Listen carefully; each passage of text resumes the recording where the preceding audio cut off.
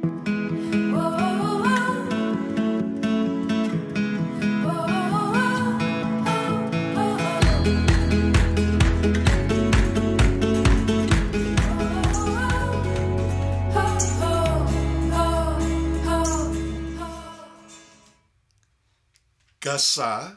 nama yang hari ini identik dengan luka, peperangan, dan penderitaan. Tetapi jauh sebelum peluru dan sirine, Gaza adalah bagian dari kisah Alkitab. Sebuah kota kuno di pesisir Laut Tengah, disebut sejak zaman Abraham.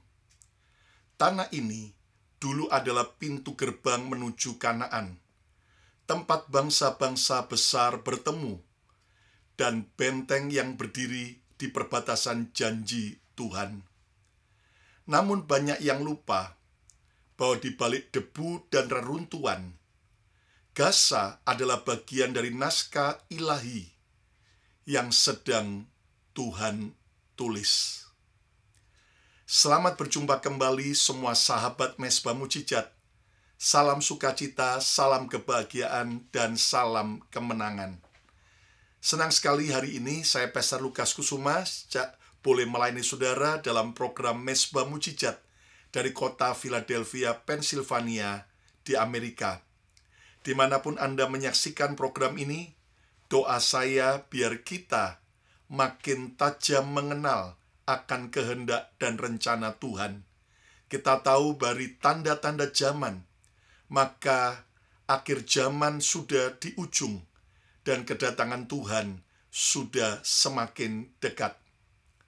Hari ini saya mengajak saudara untuk terus membagikan program ini, share kepada teman-teman Anda, dan juga like dan juga komen yang baik serta subscribe YouTube channel Bethany Miracle Center, biar kita terus bisa mendapatkan program-program dan boleh men-sharingkan agar makin banyak jiwa yang boleh mengenal kebenaran.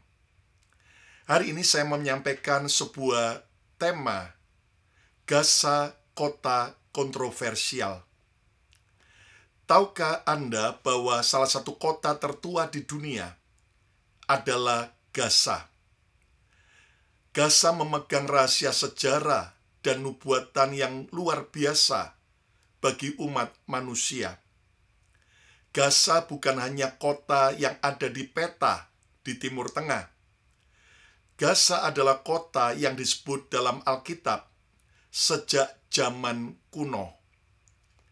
Dalam Hakim-Hakim pasal 16, kita mengenal kisah seorang hakim dari Israel bernama Simson yang pergi ke kota Gaza, di mana kota ini menjadi saksi dari kekuatan Tuhan yang bisa bekerja melalui kehidupan manusia yang rapuh. Bahkan dalam nubuatan Nabi Amos dan Sakaria, Gaza disebut sebagai kota yang mengalami penghakiman, namun juga mengalami pemulihan.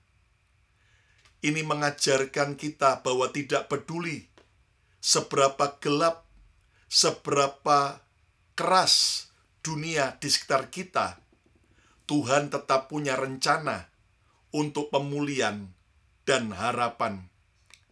Gaza mengingatkan kita bahwa sejarah, penderitaan, dan harapan dapat berjalan bersamaan. Kita belajar bahwa Tuhan melihat setiap kota, Tuhan melihat setiap orang, dan Tuhan melihat setiap hati, bahkan yang tampak terlupakan oleh dunia.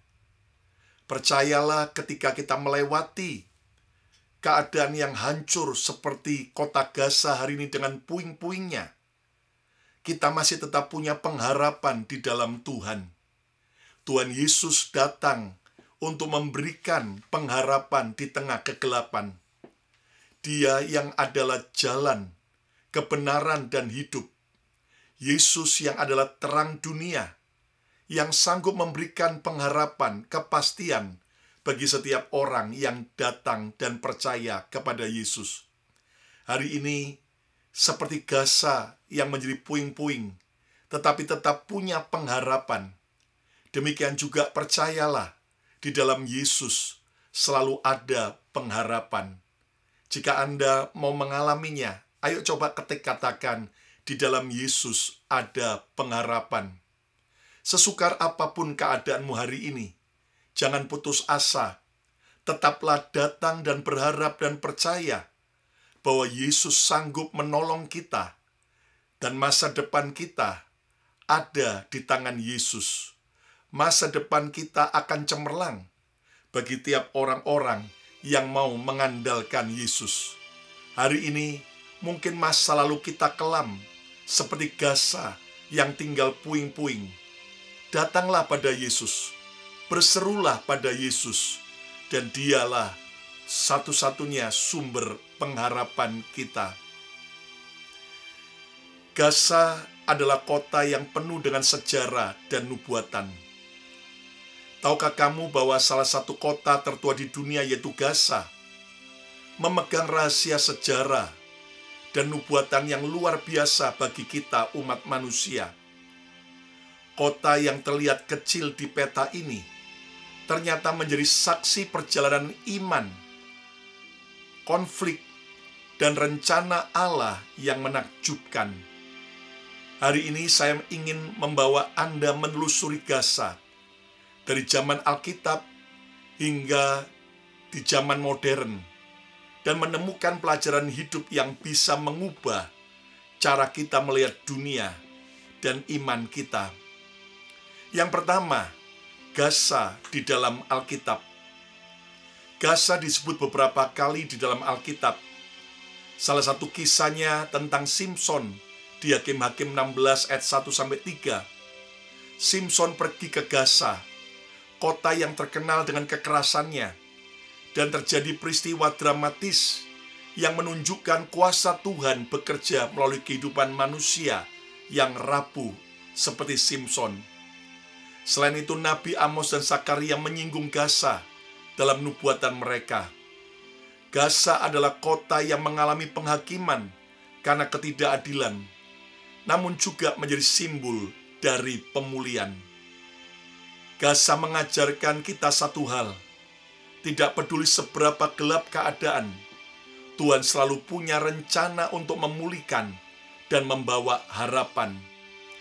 Hidup kita bisa penuh kekacauan, bisa penuh kegagalan, atau rasa putus asa.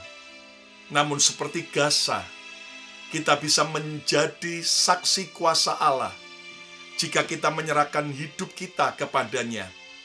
Tuhan tidak pernah meninggalkan kita, bahkan ketika dunia tampaknya melawan dan meninggalkan kita. Simson dengan kuasa Tuhan, dia bisa mengangkat pintu gerbang kota Gasa. Simson yang juga jatuh di Gasa, tetapi Simson juga akhirnya bisa bangkit dan mendemonstrasikan kuasa Tuhan ketika dia merobohkan gedung tempat orang-orang mentertawakan dia dan menyembah dewa Dagon. Saudara, percayalah, kuasa Tuhan masih nyata sampai hari ini. Jangan lagi engkau ragu dan takut. Dan berserulah kepada nama Yesus. Tuhan, hidupku yang seperti puing-puing, keluargaku, masa depanku, ekonomiku yang seperti Gasa, yang penuh dengan kehancuran. Tapi aku mau datang dan aku percaya masih ada harapan yang Tuhan beri. Seperti Simson, ketika dia sudah buta, dia ditertawakan jadi bahan lelucon, jadi bahan banyolan. Tetapi Simson, rambutnya mulai tumbuh kembali. Ada kekuatan Tuhan, sehingga dia akhirnya membinasakan orang-orang Filistin jauh lebih banyak pada waktu dia mati dibandingkan waktu Simson masih hidup. Saudara, kuasa Tuhan tak terbatas. Dia sanggup menolong, dan dia mau memulihkan kehidupan saudara dan saya. Mungkin ada saudara yang berkata, terlalu sulit dan parah Pastor Lukas. Ekonomiku, hutangku terlalu berat, hutangku banyak. Ayo datang pada Yesus. Dia Tuhan yang memberi kita kekuatan. Dia Tuhan yang tidak mengajar untuk kita lari dari masalah. Dia Tuhan yang mengajar kita untuk berani menghadapi masalah. Hadapi hutang Anda yang besar dengan pertolongan Tuhan. Dengan apa yang kita bisa kerjakan selama itu halal, Tuhan akan tolong sehingga kita bisa bebas dari setiap hutang itu. Keluarga yang berantakan, Tuhan bisa tolong dan pulihkan. Kesehatan yang hancur, Tuhan bisa pulihkan saat kita menerima Yesus dan izinkan Dia mengambil alih hidup Anda, mendemonstrasikan kuasanya di tengah-tengah kegelapan, di tengah-tengah keputusasaan, di tengah-tengah ketidakpastian. Masih ada Yesus yang penuh dengan kuasa yang ajaib.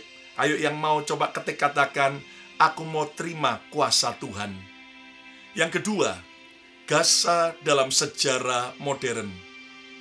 Gaza juga menjadi saksi sejarah modern. Kota ini telah ditaklukkan oleh Mesir kuno, lalu juga oleh Romawi, oleh Ottoman dari Turki, oleh Inggris, dan oleh banyak kekuatan lain. Bahkan Gaza sekian dekade dikuasai oleh Hamas, kelompok radikal, dan kelompok ini yang membuat akhirnya terjadi konflik selama 2 tahun perang dengan Israel. Konflik modern yang terjadi di Gaza menunjukkan penderitaan manusia, blokade, dan tantangan hidup yang ekstrim. Namun di tengah semuanya itu, Gaza tetap hidup. Ini adalah simbol ketahanan dan harapan, simbol kekuatan dan harapan. Bahkan dalam kota yang nampaknya hancur, manusia tetap bertahan, berdagang, bekerja, dan berharap pada hari yang lebih baik. Bayangkan sebuah pohon yang tumbuh di gurun, meskipun tanah kering dan badai menghantam, akarnya tetap kuat dan ia tetap hidup. Gaza adalah pohon itu, dan kita pun bisa belajar menanam iman yang kokoh di tengah tantangan hidup. Ayo kita harus mengenal Tuhan lebih dalam lagi.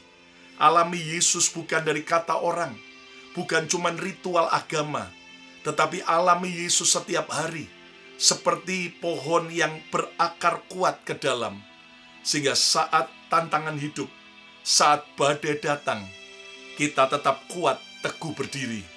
Saya berdoa, percayalah bahwa masa sulit akan berlalu. Masa sulit akan berlalu. Hanya orang yang ulet di dalam Tuhan yang akan keluar sebagai pemenang. Ayo yang mau coba katakan, aku mau tetap kuat di dalam Yesus. Yang ketiga, Gaza dalam nubuatan. Alkitab menubuatkan masa depan Gaza. Nabi Yesaya di dalam Yesaya 14 ayat 29 menuliskan bahwa kota ini akan mengalami penghakiman. Namun ayat-ayat lain menunjukkan pemulihan yang akan datang. Ini adalah pelajaran penting. Dunia ini sementara, tetapi rencana Allah bersifat kekal. Kita mungkin menghadapi Gaza dalam hidup kita hari ini.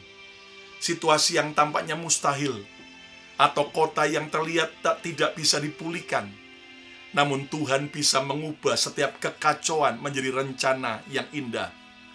Bahkan dari luka dan kehancuran, Dia bisa membawa kehidupan dan harapan baru.